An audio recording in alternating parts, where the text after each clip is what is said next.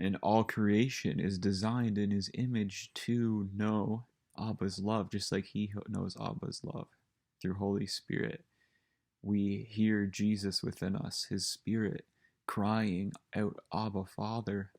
And we hear Abba, Father saying, you are my beloved children, my sons and daughters, made in Jesus' image, in whom my soul delights. I'm very well pleased in you. And unless we see that, we're never going to be able to live truly whole. We are whole in Jesus because all time, space, and matter got sucked up into his human body, and he reversed the curse. He reordered us. He reestablished our very being to be whole in his love.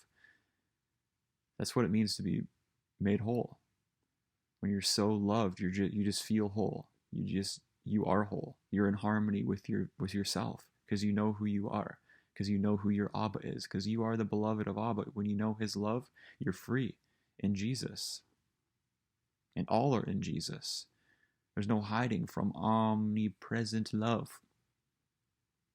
We can pretend like Adam and say, don't look at me in my shame, God, but until I do this or cleanse myself, apply your blood, apply this, apply that. But no, the blood, it's not something you apply.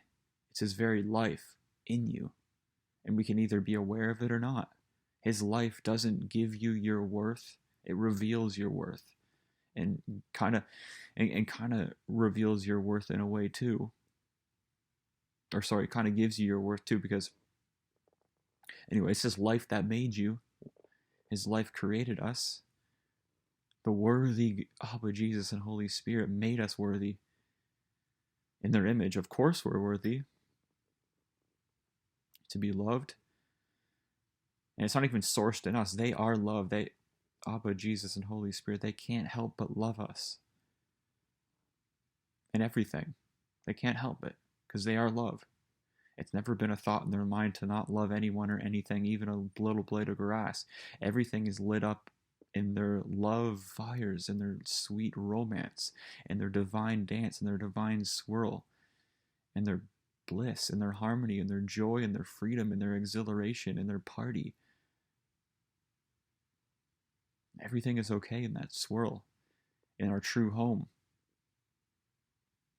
Our true home of God. We can enjoy the hug. We can lean back and rest. Jesus is seated at a posture of rest. That's what it says. Even while we were still dead in our sins in time. Even while we were still dead in our sins in time, he rose us up together when he rose.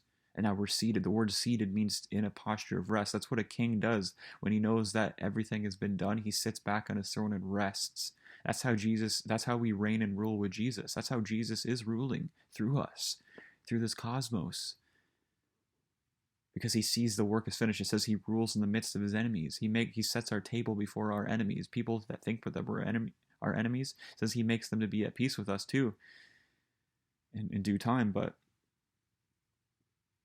everything has been defeated. We're more than overcomers in his love, and we are in his love. Nothing can separate us from that love either. The world has been overcome, and we overcome through our faith, through his faith. He knows, he believes in this. He believes in what is true about you. And when you see what he's persuaded, what he believes, what he trusts is true about you, we trust it. We're persuaded. We believe it too. And we're free indeed. We overcome all the lies of the enemy in religion and in the world, the fallen mind of Adam that says that you're bad,